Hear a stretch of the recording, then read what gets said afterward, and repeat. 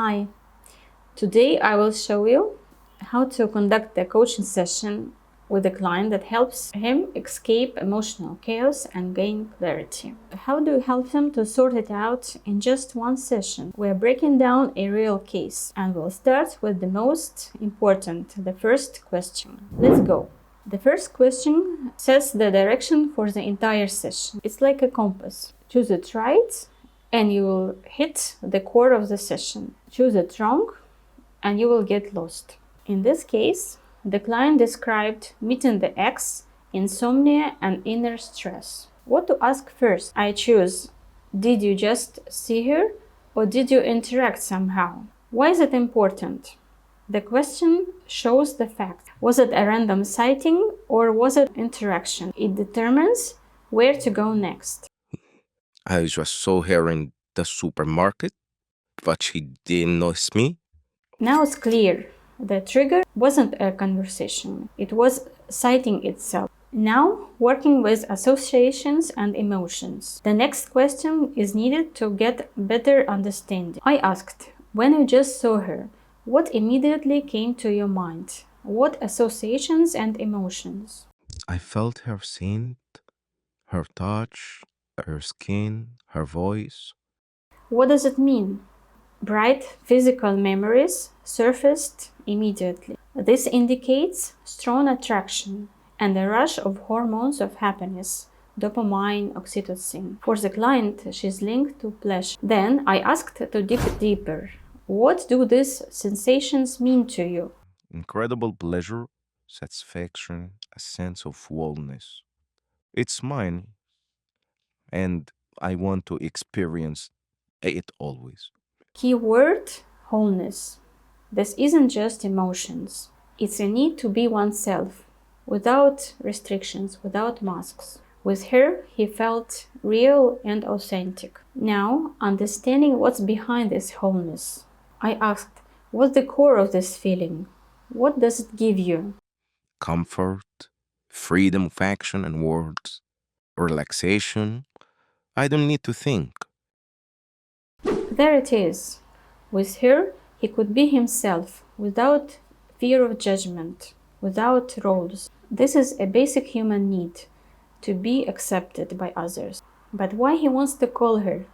Because his brain sees it as a way to fulfill his need. And what about earthquake? It's the stress from the need being existing but not being satisfiable right now. Now, linking the need to behavior. To help the client see the connection, I asked, do you see that being with her for you means being yourself? And this is your need. Absolutely. Here, an important detail emerged. He only allows himself to be vulnerable with her. Why? Because with her, he doesn't fear judgment or stress to his self-esteem. With others, it's different, and that's the key to his anxiety. Now, finding the root of the problem. The main question now, how to satisfy his need without her. I asked, do you believe that you cannot be that open and vulnerable with anybody else? I think it's impossible. I don't want to depend on someone again. Then, what do you think about depending? I trusted and became weak. I don't want to let that happen again. There it is. Fear of vulnerability and guilt over weakness are blocking him. He knows that he can be himself with her, but with others, it leads to guilt. His earthquake is a conflict. The need to be oneself versus fear of vulnerability. Now, turning the problem into a task. Our goal is to help a client find a way to himself without fear. We drew the picture. His need to be free, vulnerable, without fear. Problem.